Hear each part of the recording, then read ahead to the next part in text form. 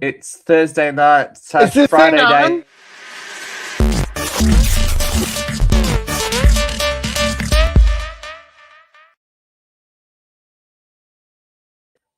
It's always confusing as to what day of the week it is. Day, Well, time, I know what year. day it is here. Yeah, well, look. Live from New York. It's Thursday night. Yay! It doesn't have really ring or the same viewership, but we can hope one day. One day. Welcome back to UCR Live, folks. Vera is back. Thank you for returning to me. It was Thank you for giving me the night off to go have lovely to dinner with have my friend. Mr. Jeffrey Emmett in the seat last week. He was Yeah, ready to go. He was feeling it. He was I was. popping off. Good job, Jeffrey. He had some feelings, as he's He wont to usually do. does. That's why he As, started the show. right, G'day, Joe. exactly. Hey Joe, how are you, darling? How's you? What? Yeah. How have you been? How was your week off? How's your week been? What's been happening in Vera Land? Well, I had to take my car into the shop because this tire pressure sensor fault light kept coming on. Oh, And in fancy. my new fancy car, it doesn't just come on; it rings at you. Ba-ding, Oh, it will not ba-ding, be ignored. It will not be ba-ding. ignored. Yeah, and there was a recall notice on the latch gate that I'd been ignoring for a couple weeks, so I figured I'd get it all done. And they There have we my go. car. They decided to keep it overnight to make sure that all the glue cured. Oh my god. Like, what So the you fuck are you were gluing on my car? you were you were you were rideless. Oh I am no. rideless. I'm trapped here in the house. I guess there's worse things to do though. Worse places Yeah. to be trapped in your own Well, home. Thursday night I really wouldn't do anything Thursday night, you anyway. do usually have a prior commitment, I kind of am committed to this thing I do a on long Thursdays. a long-standing prior commitment that just seems to be constantly in the way of life and life, love, and liberty. It's But it is just going to be annoying in the morning when I have to beg a ride to work. maybe you can't go. That'd be sad.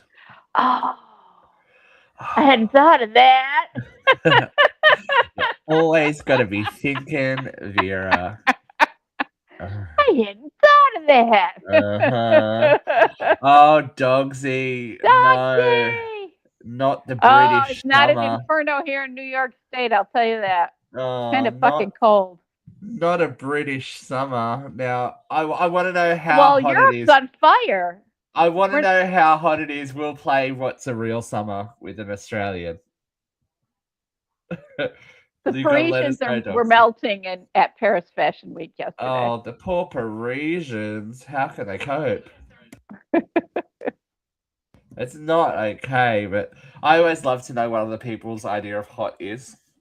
So is Dogsy going to tell you the inferno? We'll have to. Maybe he melted. We'll have to wait and see. We'll have to wait and see if he comes through. Oh, 40. Okay, that's okay. That's hot. That's That's fucking okay. hot. I haven't. We'd have to medicate you if you were on the ward at 40. See? 40 degrees. 104 Fahrenheit, 40 degrees Celsius. Yeah, look, in summer over here, we are regularly topping like 42, 43. So a few degrees hotter. But I can imagine London would be in literal meltdown because they just can't handle it once Well, it gets above. Once it gets like to 25, they're do like, you guys oh, have the oh dear, it's humidity very that hot. Europe has? I don't think. Oh, depending on where you are in Australia, but I can't. The one thing I can't imagine in that heat is the tube or the underground. Oh Oh my no, thank God. you. It's hot enough normally. Plus, Europe does not have AC. They're not. Yeah, they're not down with the. They're not down to clown. We Americans love our AC. Uh-huh. I like a dry heat. It's like living in soup. Yes. Yes. You do. Well, that's the good thing about when I've come over in wintertime, everyone's like, "Oh my god, it's so cold over." I'm like, "Not really. Only if you're outside for any amount of time because you're in a house that's heated. You go out of the house that's heated into a car that's heated, out of the car that's heated into where a venue you're going that's heated. So you're not really experiencing cold that much. Like it's But if you want to walk to Wegmans, if you want to walk downtown, you're fucking cold. who's walking anywhere? Well, you like to Isn't that walk in the summertime. When you've been here in the summer, you walk isn't to that Weggies all the time. isn't that Uber? Isn't that Uber? Isn't that Uber when it's snowing? Oh, not the Bakerloo. How can we do? See, that's the painfulness of a metropolis, right? You can't Yeah. when the mass system, that mass transportation system goes down, you're right out of fuck. You better walk. At least it's London. It's flat. it's it's flat. It's not a lot of hills. It's like being in Auburn. Actually, it's flat. It's flat. We got hills. Yeah, not where I've walked. Not where I've walked, girl. I'm just literally just You trotting never along went going, up Tennessee Street. You got to walk no, girl. up Tennessee Street. You're going uphill. I needed to go to the store and back. That's me. Yeah. Just definite things, Yeah. definite locations. I'm not a wanderer for wanderer's sake. I don't think. I thought you wandered around Vancouver last Yeah, but I was by February. myself. I was by myself. And That's wandering for wandering. I was on For wandering's sake. holiday, so that's. I think you're expected to be a wandering. I wasn't venturing out into the cold and the snow just because I could. Right. That's what Jeffrey's They're- heated empty house was good for, sleeping. They're intrepid New Yorkers who like to go out in the cold. Yeah, I don't understand it, but Me neither. Oh, I've been in a suit all day for a wedding. My shirt was see-through. Yeah, there's nothing worse. It See, doesn't and this sound is fun. why you adapt. And summer weddings are a big thing, obviously, everywhere. But the idea of wedding culture and what is appropriate to wear at a wedding has definitely shifted in the time that I've been alive. There are so many short suits and like moments that allow people to breathe. I feel like this is the weddings are the one time men get to know what women feel like all the time. I think that's changing. I do think men are getting far more fashion forward. There's more men with skincare routines and more men with makeup. And I just mean wearing impractical clothing in oh yeah, strange weather. Like I'm not a suit person. I've worn a suit probably 3 times in my life. Yeah. I'm just thinking high school formals times 2 and my brother's wedding where I was best man. Yep, that's it. I had a men's tuxedo jacket that I wore a lot during my Madonna era. Oh, well, you had to. It was You had to. You had to. You got to roll up those sleeves. You had to open your heart and just skip around and celebrate. Desperately seeking. Well, we are at the cusp of new Madonna. Next week, Mira. She was at Fashion Week too this week. Might have to break out a blazer for next week. I might have to figure out whatever happened to my little rubber bracelets that we used to buy by the gross. I don't know if you remember those at all. Of course I do. I was a child of the 80s/90s. I remember them. I remember them. Lots of black ones we had, but lots of black ones. Yeah, lots of black ones. Black rubber bracelets and ribbon bows, lacy bows in my hair. See, we did. I was, as I said, the I guess geriatric millennial is I think the new term for it. So I got to go through the studs, lots of how the 80s came back in a big way. Yep, lots of studs, lots of studded belts, cuffs. We were big into cuffs, leather cuffs. Were fun. Yeah. What else? Especially if you're clubbing. There was remember everyone's beaded necklace moment? We had beaded necklaces, beaded bracelets, all that kind of stuff.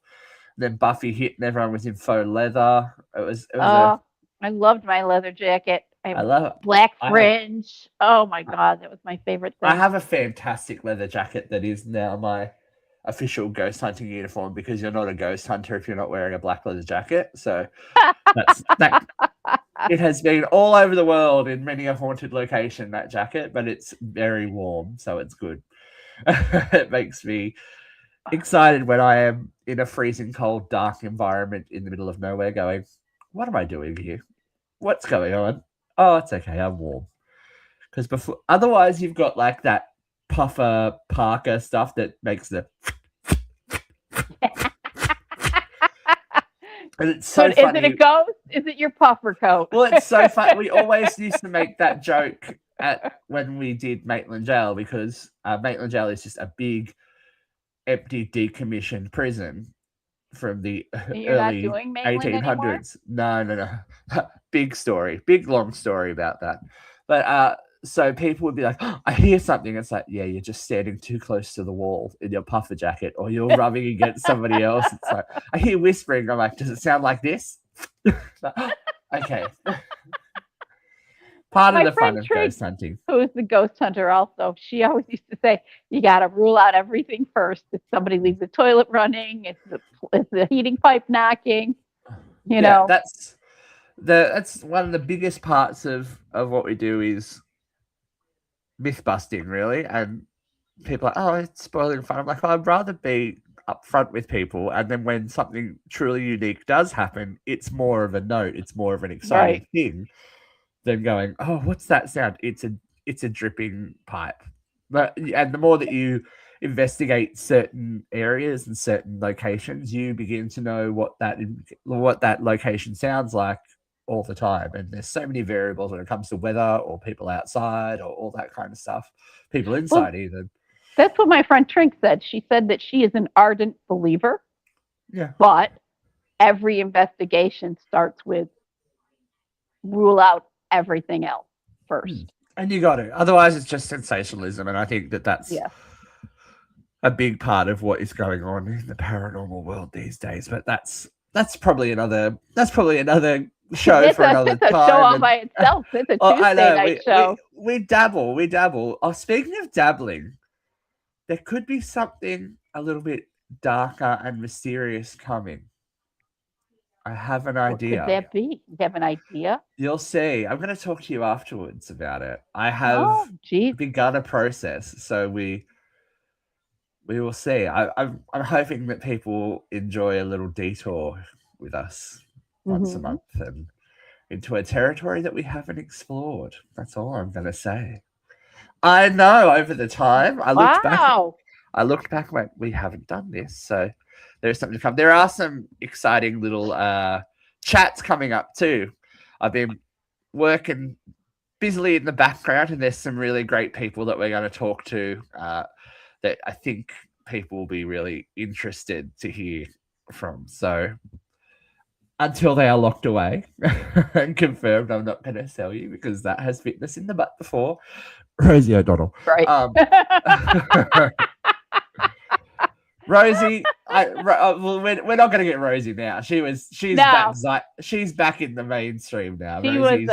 She was on a hiatus for a while, but no. She was just happy raising kids. Now Rosie's had her face lifted. She's back out there. But good on her. It's good to see her. She was in Australia recently. She's doing like stand-up and all that kind of stuff again. Like, yeah, she was in LA too. She's going to be in LA this summer. She's going to do a couple of weeks on Kimmel. I wonder if she's going to show up on The View.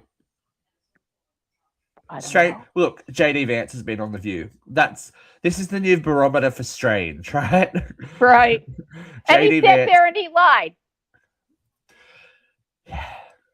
You weren't here for that, were you? I wasn't here for that. No, I was wondering. We should maybe just go back through the topics last week and see what Vera has to say about the topics from last week. There's enough to talk about this week, though, so we should probably get into it, right? All right, if you want to. It's about to get murky. Close your mouth, close your nose. We're going to hop a big hot load of hot topics. Murky, murky, murky is all we have to say.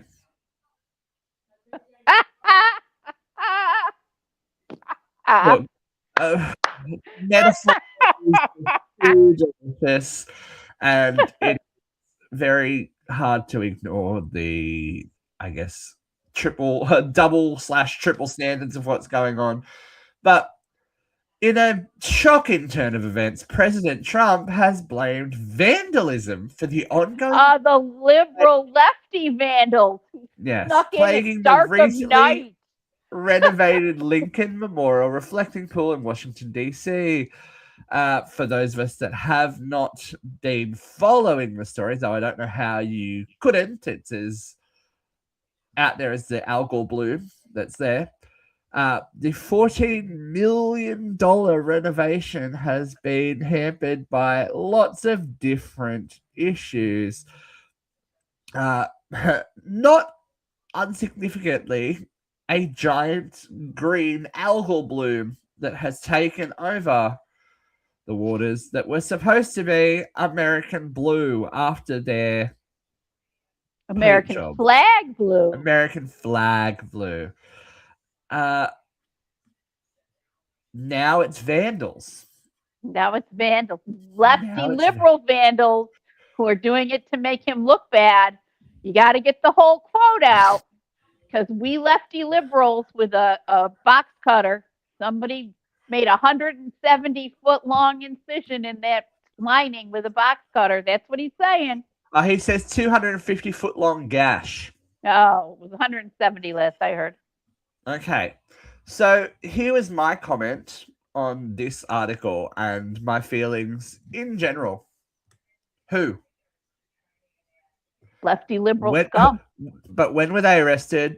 Where is the footage of them committing this Exactly. vandalism? Show us the proof. Show us your proof. You know there are cameras pointed at every single monument in D.C.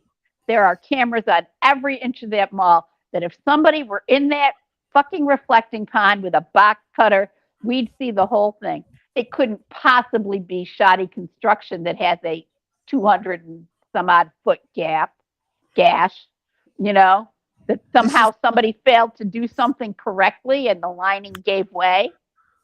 Couldn't be that.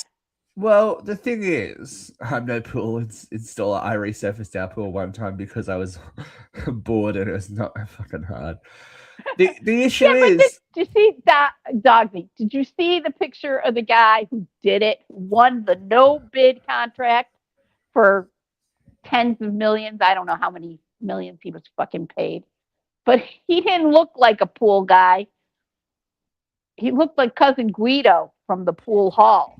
But this is the thing, right? In the world where everyone has this, right? Yeah. Everyone is able to give an opinion, and people with proper actual experience and knowledge of what is going to happen have weighed in. And this was never going to work. This was never going to work because of the chemicals that they used for this paint job interacting with the water, and then the chemicals that they've tried to clean up the water with have affected the paint. And it's we live in a band-aid culture now, and that's my big problem with a lot of things. Some of my jobs as well. We're willing to put a band-aid on something just so it is temporarily taken care of and we don't have to think about it anymore. You don't see it, it's not a problem. But band-aids come off. You've got to actually get in there and do some surgery on some stuff. Some stuff needs an amputation, not a band-aid. And if the idea was anything to actually do with the betterment of the monument and the celebration of America and all of that kind of stuff, then the time you needed a project manager with an accurate idea of what the project was and the time that it would take to make it actually last and be long-standing. I mean, how long has that reflecting pool been there? Constructional engineering experience to know how it needs to be done, what layers you need to put down, what chemicals you need to be aware of, what specific paint you need to be aware of. Mm-hmm. It's ridiculous. And there are environmental... Oh, I wanted to see... I didn't finish reading that. Sorry. Dogsy said, yeah, I watched an interview, but there is a post on USPN News on Twitter of someone fucking with it. I'm not saying they actually did anything, but there's a link. Okay, well, I'd love to see it. But there's definitely 2 or 3 videos of 2 or 3 videos of people taking the blue paint stealing it for souvenirs and because they saw it happen. yeah. And Look, there's a bigger tokens. problem than the paint because it's disappeared off the internet. Dead ducks. Yes. So it's now an issue. And It's now yes, a bigger hydrogen issue. peroxide can strip paint, but they didn't put it in before the paint started peeling. The hydrogen peroxide has been after this debacle began. Because we're trying to clear up the water. This is the whole thing. And of course, then they haven't thought about what is actually in the paint. There's just no thought process to anything. It's very interesting. Anytime We'll have a look there's at that later. public money spent, there is always this feeling by everyone, no matter what party you belong to, that government can fuck up a one-horse funeral. That if you put the government in charge and they put this to bid and they don't leave it to experts and they send it to somebody's cousin, that you're going to get shoddy workmanship. And every single municipality in this entire country has seen it. I'm sure it happens all around the world. I don't think it's a unique problem to the United States, but Trump loves his cronies and he gives them contracts, and there's never any paper trail to suggest that they were given comparison options or different products to use, or no presentations were made. Have to put it up every now and then, but but it is very true. We were discussing Maitland Jail, where I used to work with tour guides. This is exactly what happened. There was a multi-million-dollar grant that mysteriously wasn't used where it was supposed to be used, to ensure that place was open, as it is a heritage listed building and culturally and historically significant. And now, because it's a occupational health and safety hazard, fire and electricity, it's closed to the public and not making any money and falling into disrepair. So who fits the bill? You've seen our grand old lady theater in downtown Auburn? Yes. That's falling to rack and ruin because if I had millions of dollars, I would buy it. Yeah, because every single time a contractor goes in there, shit gets done and shit doesn't get done, and it gets done bad and it gets done worse, and now the building is really sadly neglected. That's the movie theater, right? Yeah. It was one of the original movie theaters built in the 1920s. If I with had the grand the money, old marquee. Yep. If I had the money, I would. First of all, I'd move and buy it and restore it. I love it. I'm a sucker for an old movie theater. Back in its heyday when I was a kid, it had all this atmospheric lighting with comets and planets and stars. It was so you can't beat that gorgeous. Stuff, man. You can't beat that stuff. No, it was not for the multiplex. Yeah, it was like going to the cinema. It was an event. Yeah. We put on dresses. Yeah. It used to be an event to do stuff like that. Now it's just like, meh. Or if people even go. Let's be honest. If people even go these days. Mm-hmm. I just don't get, especially like big blockbuster stuff like a Marvel movie or a Star Wars movie or a Jurassic Park movie or something like that, like the Odyssey that's about to come out. If you're going to see it, I don't get not seeing that on a big screen. Yeah. Oh, I agree. And they're called epic movies, not the big screen of my youth for a reason, Yeah. There's some stuff that works on a small screen, like if it's a atmospheric and all that kind of stuff. You can every movie works in any situation, but something like that, there's something the idea of the spectacle, incredible. I remember when my niece was little, it was maybe the 50th anniversary or the 60th anniversary of, maybe even 75th anniversary of Wizard of Oz, and we took her to the Landmark Theater in Syracuse, which is a beautiful lit theater, and it's like the biggest screen in Central New York. And I have seen the Wizard of Oz 150 times if I've seen it once, but seeing it on that big screen was so amazing. Have you seen Have you seen the footage of it at the Sphere? No. Oh my god! One of my students was in Vegas recently. So at the Sphere, they have now controversially digitally altered the film, so it is a wider Panoramic. Yeah. panoramic experience that kind of extends the frames and does so like you'll come up and down and all that kind of stuff. But they have wind machines when it is a Right. tornado.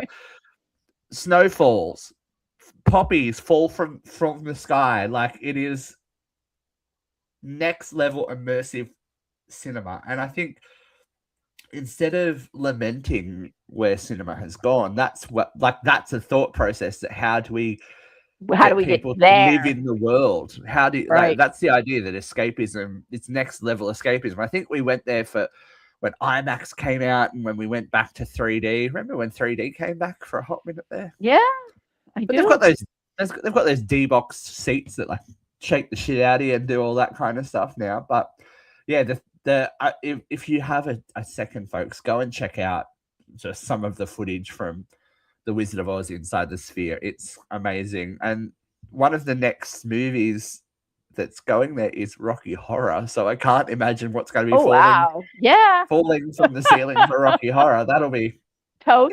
interesting. Toast is one of the things we used to throw when it first came Toast out. and underwear. It'll be great. It'll be very interesting.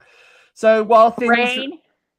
it looks like the pool is now empty as the cavalcade drove through. You know, we care so much about we're going to drive through it.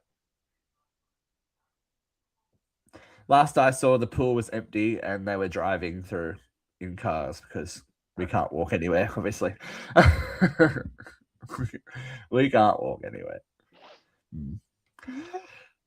The pool and the status of the pool will become clearer soon, hopefully. Hopefully. Hopefully. So while it might be, and hopefully it doesn't cost us another tens of millions of dollars.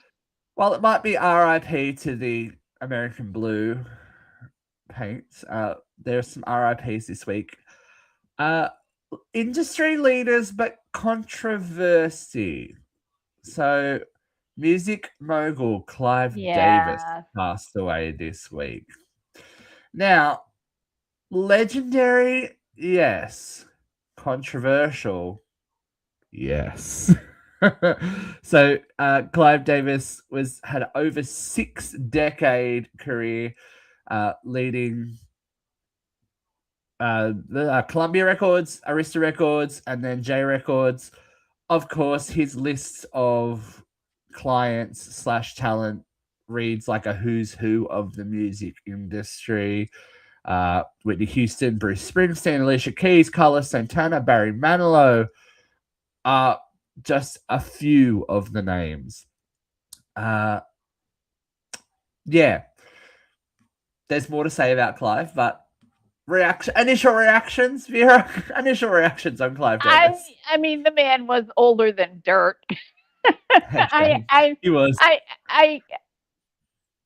I appreciate the longevity of this man and the profundity of his career, but I can't be terribly despondent over somebody who's in their 90s passing away. And look, there is we have to call them allegations, but for every success story, there is obviously, you don't have a 60-year career without having some detractors and some questionable, I guess, ethics. So in 2013, he released his biography, and Kelly Clarkson was the first one to one of the first ones to stand up and go, that's not what happened. She accused him of memory lapses and misinformation, and that's probably one of the nicer things that she said about Clive Davis. India Arie has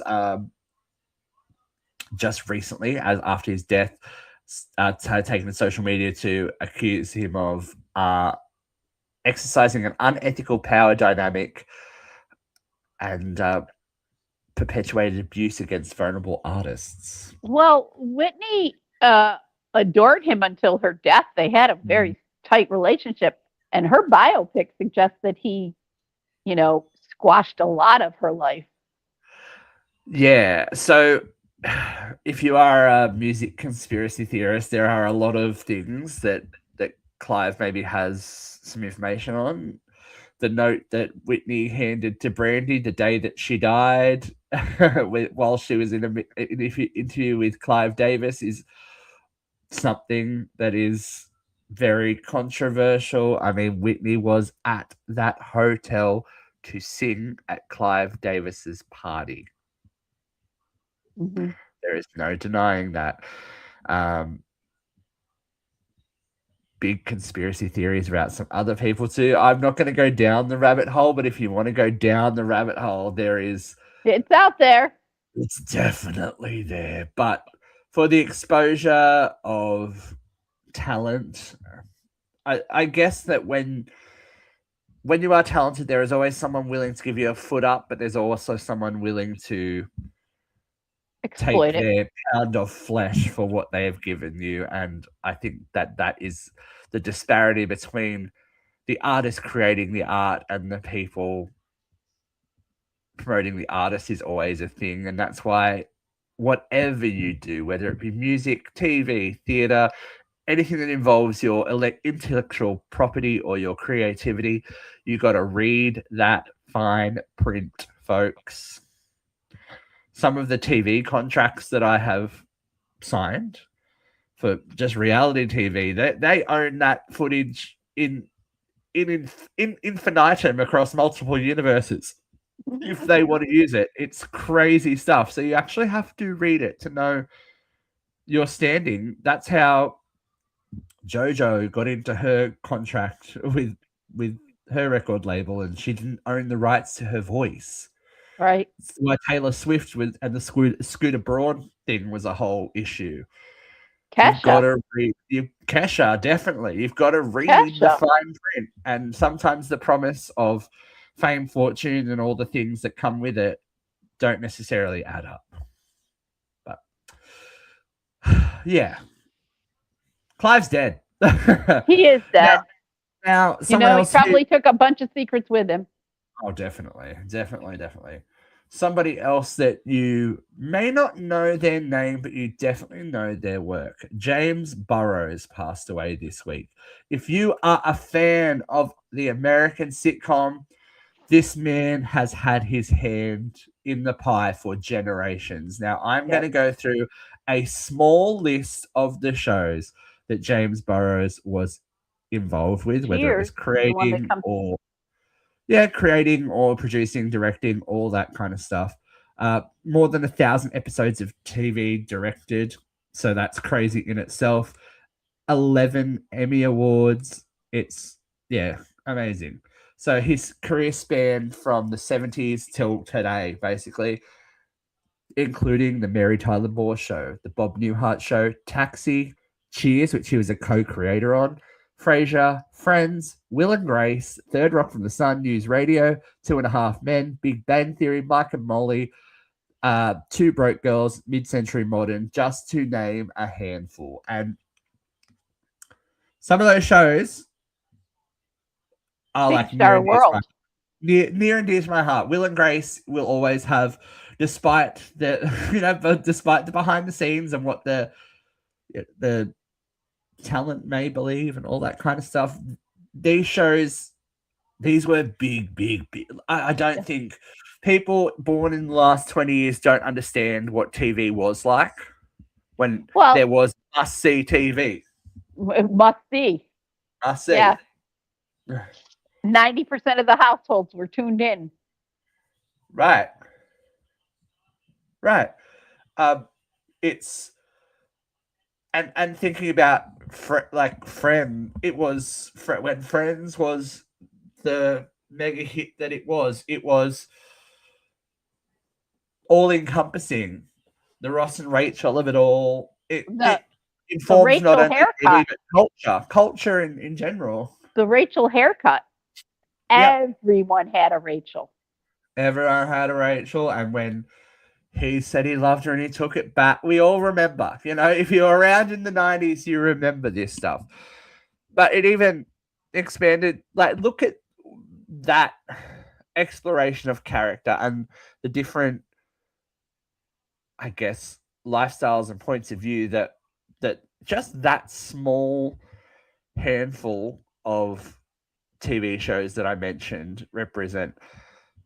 People found themselves in these shows. They have big following. I mean, Mary Tyler Moore and Bob Newhart are Taxi, even Cheers, classic American sitcom, like classic American sitcoms Mhm. that define the genre. We were on a break. There we go. Thank you, Shane. Thank you, Shane. Sure, we got there. But it's just so bizarre. I guess the closest thing we can come to it this day and age is the Stranger Things of it all. That seems to be the must have when it was on, the must see TV. You know, those everyone will be talking. Streaming has really changed TV. You know, and here I sit down, the elder statesman again. When I was a kid, TV was an event. You know, you knew what you were doing on Thursday night. Thursday night was must see TV. You know, you started with Friends and you went till 11. And if you missed it, you missed it. And you missed it. You had to wait till reruns in the summer because you weren't going to be able to catch it later.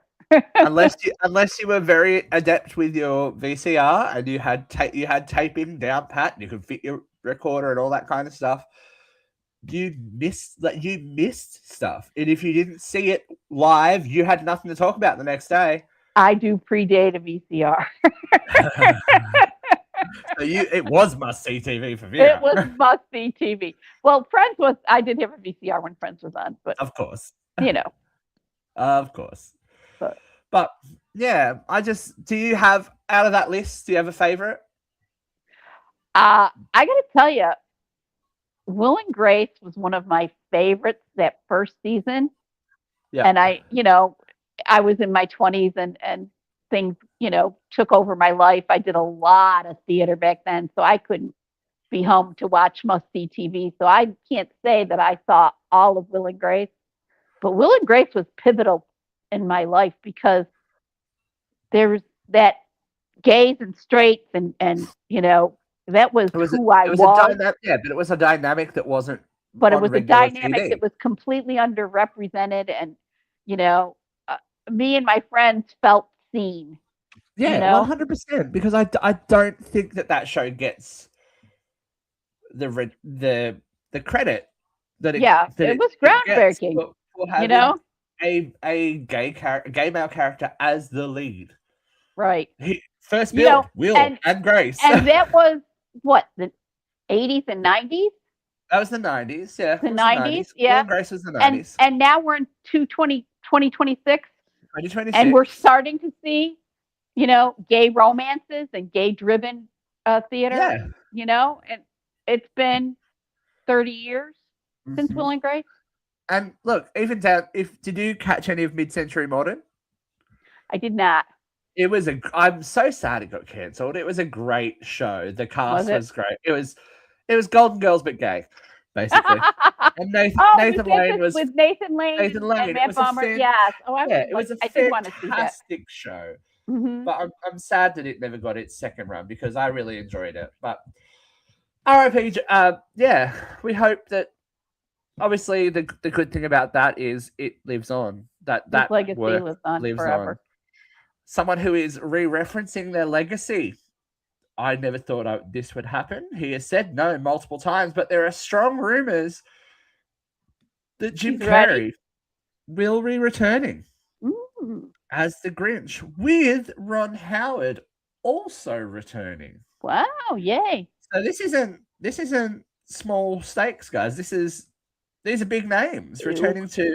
I think that they understand. People are finally grasping nostalgia. People want this, and it's funny that nostalgia takes over in times of political unrest. Yes, it does. we want. We all yearn for an imagined greater time. Mm-hmm.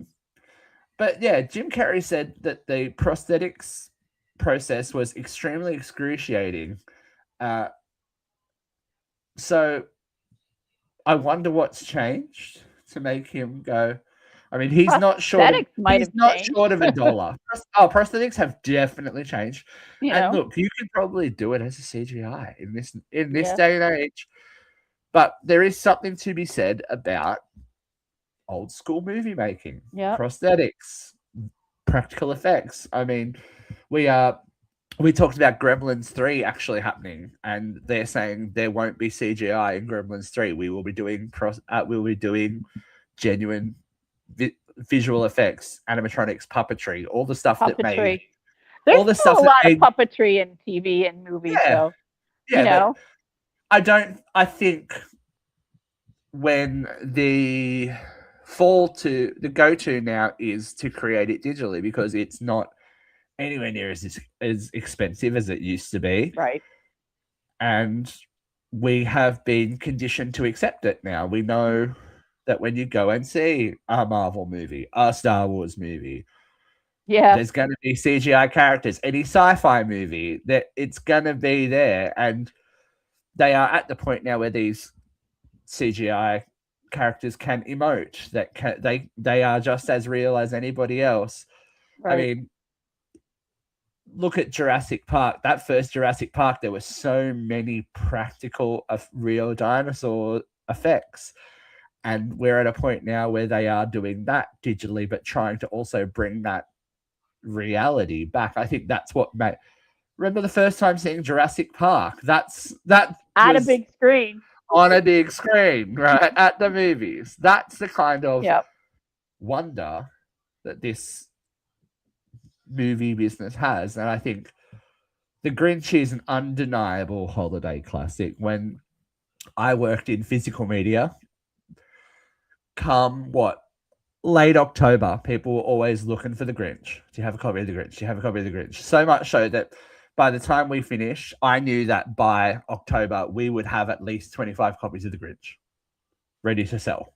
Just sitting there, because once it even starts to smell like Christmas, people are like, where's The Grinch? There are a handful of very accessible Christmas movies that you can rely on. The Grinch is one of them, and it's usually National Lampoon's Christmas Vacation was the other one. Not a Christmas story? Come Well, on. A Christmas Story isn't huge. Well, A Christmas Story wasn't huge here. I think that's a very American. As I said to you when we did the review, I hadn't actually seen the full movie. I had seen the trailers because they were the trailers on the National Lampoon's video that I had. So I knew it, and I had seen bits and pieces of it. But when we did the review, it was the first time I actually sat down and watched the whole thing as an adult. So that's a very slice of Americana. I think that's why it is so well loved. Because an Australian Christmas ain't an American Christmas. That's all. None of that snow. See, we get into this conversation all the time, Shane, whether it is a Christmas movie. Die Hard. Die Hard. That's what I was talking. Yeah, I don't know. There are people. I am strongly on the Gremlins bandwagon as well. Gremlins is necessary Christmas watching for me every year.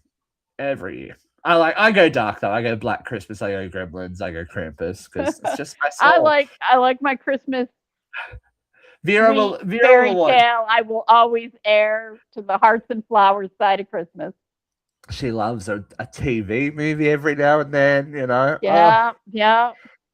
Got to be a sucker for sentimentality, or exploiting sentimentality? Question mark. Oh, come on, Brooklyn Beckham. Oh, I feel bad. I don't look. I have feelings about this one as well. So, World Cup soccer is taking over the world, and of course, we've taken the moment for Brooklyn Beckham to find himself at the center of a social media controversy after his DoorDash advertisement set tongues wagging, and people are accusing him of using his highly publicized family feud as a marketing tool. So in the ad, Brooklyn's joking about being at home watching the World Cup, the line is, "You're probably wondering why I'm watching the FIFA World Cup 2026 from home. It's a long story." With a knowing wink. Okay. Great zeitgeist marketing moment. But you have gone so far as to block your entire family on social media, speak out about how damaging to your mental health and to your relationship being part of brand Beckham was, and that it's not authentic and people don't see the reality and that it's so upsetting, but you're still willing to cash in on it for DoorDash money? Yeah, I don't know. I don't think you get to complain about it and then weaponize it for your own goods. Yeah. It seems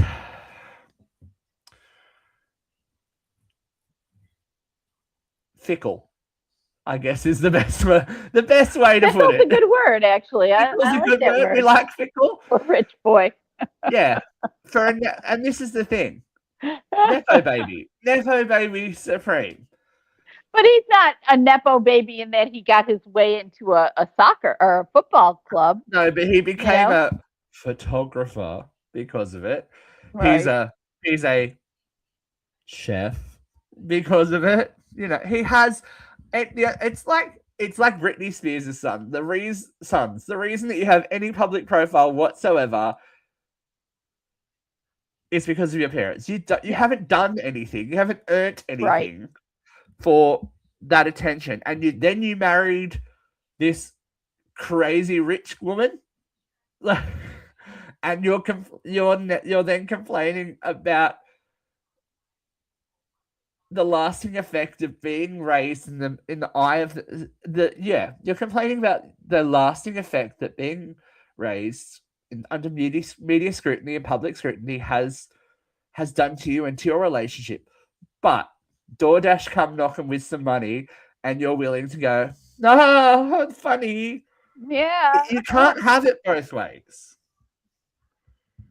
You can't. So decide whether you're traumatized or you want a paycheck. And no one's going to criticize you if you want a paycheck. But you can't cry wolf and then go, only wolf when I want it to be wolf. Right. It doesn't add up because there is... it's questionable ethics, but how many ethics do you have? Apparently not many. Yeah, well... Victoria and David are still presenting the perfect family home front. They did a Father's Day celebration that had photos including Brooklyn and praising David as the best daddy. Mm-hmm. And his post was that his fatherhood is his most important job. There's not a lot of genuine anything here, which makes it hard to glom onto these people. They're already untouchable. Yeah. But this just makes it worse. I'm like, ew. Really? I'm not opposed to the Beckhams, but I'm not in love with the Beckhams. I know. I think that they want to be like, well, they definitely they tried to launch it here. They in America. They're not like household iconic names. You know who they are, but the UK, it's a very different thing. They are akin. They are not as beloved here as they are there. No. Honestly, all I can say is David Beckham's aftershave was shit. But you know what? The cologne is cheap and lasts a while. So I have bought. I hands up on some Beckham. Some of the flavors. I don't think you're supposed to eat cologne. Don't eat it. Please don't eat it. You spray like. The cologne for a retail environment, that cologne works well. It's cheap. It lasts. You don't stink. So that's yeah. Definition of hard life is something that is questionable when you are raised in money. But we never know people's struggles and etc. etc. There's been a very public struggle and a question of taste and appropriateness involving Jimmy Fallon, Conor McGregor, and Christina Ricci. So Conor McGregor is obviously on the promotional trail again. I thought he retired. Didn't he retire however many Wasn't years he ago? part of the Trump UFC Yeah, so extravaganza? of course he's making waves, but what's really causing waves is the fact that Jimmy Fallon interviewed him and there was no reference to some quite disturbing, not even allegations at this point, charges against McGregor. So he was found liable for sexually assaulting a young woman in a Dublin hotel in 2018, and she was awarded quite a lot of money in damages. The details are pretty graphic. I'm not going to go into it on the show, but if you are interested in knowing more, the paramedics that attended this woman said her injuries were shocking. That's all you need to know. Mm-hmm. And the fact that he's given a platform, and Fallon's all about making the guest. He's very Middle of the road. but he's very subservient to the guests. Whereas someone like Letterman would talk to them like an equal. He Fallon does not interview. No, he panders. He panders, and but he always has. And that's his shtick. That's his shtick, That's what he does. He's not a journalist. None of late night hosts are journalists, but there are late night hosts who really do take an interview seriously. I mean, Kimmel, not so much, but Colbert did a great fucking interview. There's no interview. Kimmel can have a serious conversation, and we have seen that. Kimmel can deal with the heavy topics when they are presented to him and put it out there. Fallon's fluff. He is total fluff. It's fluff. It's total fluff. That's fine, because the point of late night TV, this kind of show, is promotion. Yeah. But the argument on social media, is this someone who should be given the platform? I agree. Right. I mean, but I don't watch Fallon. I stopped watching Fallon years ago because it's too much fluff and too much pandering and, people I don't necessarily want to see. And I guess it comes down to, we've talked ethics a fair bit today. It seems to be the driving message of the episode. But Christina Ricci is one of the most prominent voices that has stepped forward and criticized him, saying that despite the evidence and the actual civil trial, there was no questioning about that. There was no anything. It was merely kind of trying to promote this good guy image and how relatable and how likable Conor McGregor was. But this is not a serious. This isn't Barbara The most serious question he asked Donald Trump was, "Can I touch your hair?" Yeah. Do you remember when Trump was on? I did. That was the most serious question he asked. "Can I touch your hair?" And I think for people that are not inside the world, a lot of times when you are hosting, when you are interviewing, you do sometimes get an approved questions list. You do get a no-go list. You get this kind of stuff. And a good journalist, a good interviewer can skirt around that kind of stuff and kind of get to the topic that people want to know about. But this is also not the medium for that kind of interview. So the way that you can, I guess, control that is what Vera said. You just don't consume that media, knowing that it is purely fluff. It is literally how long's Fallon these days? An hour? I have no idea. I know Kimmel's an hour. I think Colbert was an hour. But it's a fluff. It's a fluff hour. Mm-hmm.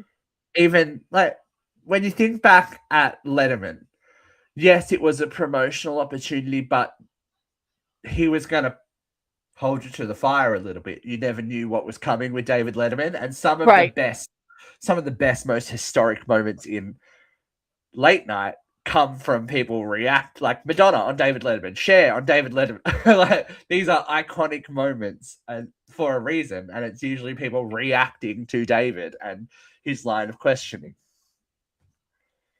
You don't Right. get that when you're just there to promote. Mm-hmm. You get an hour-long advertisement, which is fine. But the appropriateness of that, you don't know what kind of payola is going on behind the scenes either. I like to watch Fallon in reels, the games, the music games, digestible little snippets. I'm not going to watch Fallon for an interview. No, it's like watching James Corden for anything deep. That was never. Right. They are of the same ilk, and Fallon. He went the way of Ellen. Like when he was on SNL and when he was doing stand-up, there was a bit more bite to his personality. There was something to say.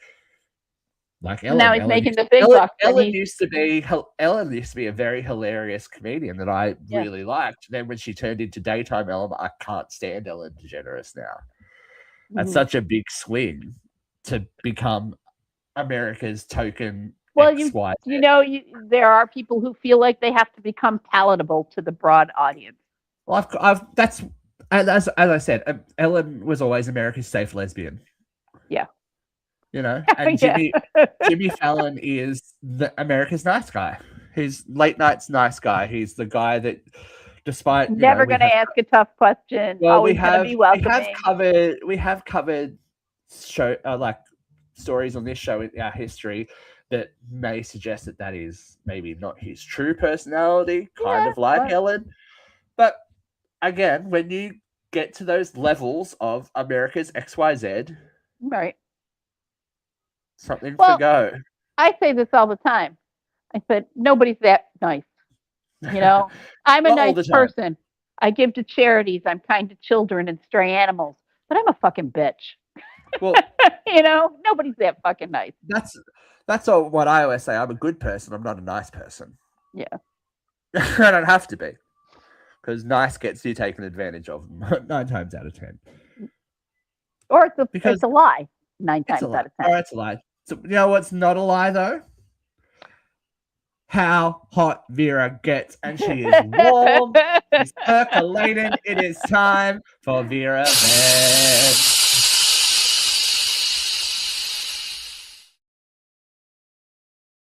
Okay, Miss V, here we go. We missed the vent last week, so it's gonna be good. Here we go, 3. It's gonna be a rare vent about joy. Stop it. I'm sorry, it's about joy. Today, I need to talk about the resistance of joy. Toy de Cope is credited with having produced the idea that joy is resistance in a time of oppression. And it has been echoed by many, not just her, but at its most radical, it is joy during times of darkness. It's reclaiming our humanity. It's proving that you have survived. You are greater than what is oppressing you. It's defying expectations. In an environment that's largely authoritarian, we get to be joyful. And it's also laughter and celebration. It is the antidote to shame and despair, which are the authoritarian tools. And I got to tell you, this week has been fucking joy. I have had something joyful every fucking day, starting with the Knicks winning the NBA. New York hasn't had an NBA championship in 53 years. It's, it was like so fun and exciting. And everybody, even in our small little town, 200 miles from New York City, had Knicks fever. We were all watching it and then watching the parade and watching everyone in Manhattan. The entire city was joyful. I remember seeing a clip the night they won after Game 5, and it was a TikTok, and it was somebody in New York, and they just opened their patio door, and all you could hear were just this din of cheers and rah and music. And he said, this has been going on all night, and I'm on the 32nd floor. And you couldn't even see people from his balcony, but you could hear the joy.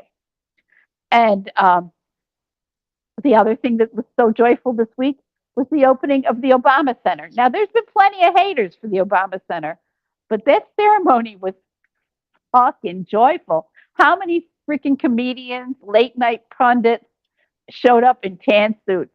The biggest scandal that racked the Obama administration was him wearing a tan suit in the White House.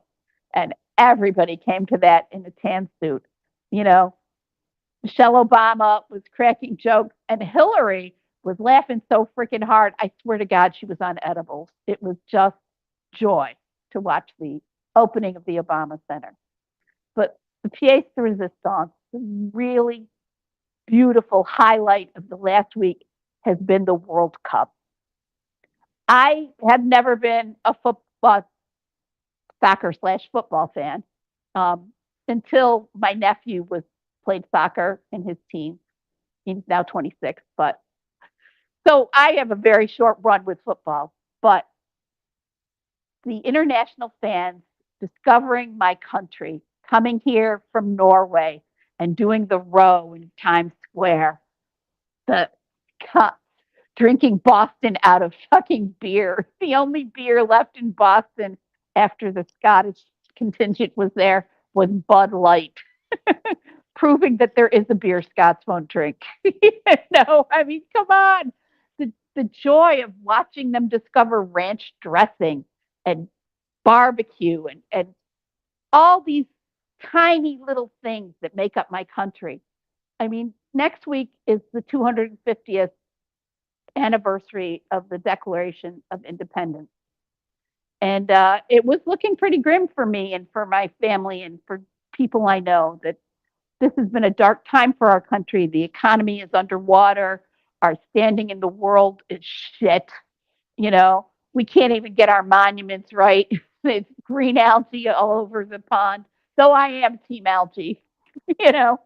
But just watching the Koreans taste our barbecue and going, oh my goodness, you know, and the Dutch woman trying to take home a giant sized bottle of ranch dressing, and just people interacting with other people, American citizens, to make up for the fact that our public transportation is so inadequate. We're giving fans rides to the game for free. They were just putting, get in my car, I'll take you, come on. And it reminded me in the most profound way that we as Americans have to remember that we are more than our administration. And as we approach our 250th birthday anniversary next week, we can approach it with joy, because whether it's completely honored or not, that Constitution that we wrote is pretty fucking incredible. And the country that was built is pretty fucking incredible. Is it the greatest country on earth? No, but it's pretty fucking good. And we can celebrate that. So grab your joy, guys. It's an act of resistance, and it's important in times of trouble. You know, we may not be able to afford gas to get to somewhere fabulous, but we can watch the fireworks at home. Uh-huh. Definitely. I think that we always say it, especially, and it usually takes quite dramatic world news or something that affects the public en masse. But despite best efforts, in the contrary, there are things that unite, and there is hope in a world that sometimes seems a little bit hopeless and that is turning towards the worst. Look around at the people. Look at the people around you. Not everyone is wearing the same hat, you know, quite literally. Today I didn't go looking for it. I just ended up watching the Germany-Ecuador game, and Ecuador pulled out a win from nowhere. And the joy in the Ecuadorian fans was just amazing. It was uplifting. It was brilliant to watch. I mean, this World Cup that I did not look forward to, that I was thinking was going to be just another drain at a time when we were drained, has been remarkable. I am welcome, one and all. Thank you for bringing this to my country. We needed it. Yeah. Look, there is always hope for change, hope for the future. And as Jeffrey keeps reminding me, as soon as I can, I will be on a plane. I will be over there to see you guys. He's renewed his efforts to trust me. When it can happen, I'm coming to see you one of these days. When it can happen, it'll happen. And thank you for joining us today. If you have joined us today, it means a lot to us that you support us. If you don't already, like and subscribe the channel if you can. And if you think that someone would be interested in what we have to offer, share it. Give us a little recommendation. That's how we get eyes on. That's how we keep going. So if you are a fan, or if you've just stumbled across us, stick around. We have so much to offer. We have celebrity interviews. We have horror movies. We got movie reviews. We got in-depth topic discussion. We got all of it. So go and check the nearly close to 800 videos on YouTube. Get amongst it. If you can't watch, please do listen. As I said, Spotify, Spreaker, Apple Podcasts, Amazon Music, anywhere that you can find a podcast, you can find us, and we will keep going. We will continue on. We are always looking for new friends too. So if you can hang with us, if you want to come and hang with Vera and shoot the shit, let us know. We are looking for guest panelists. Hit us up on the social media inbox, and you never know, you might find us here. We haven't had an argument in a hot minute, so maybe it's time. You and me, and we agree. Well, sometimes we disagree on some stuff as well. Joe says, "Come to Australia, Vera." I'm ready. I'm coming. I'm ready. My Aussie. All right, my lovely free people out there. Have a wonderful week. We will catch you again on UCR Live next Thursday/Friday. Till then, keep your algae bloom to yourself.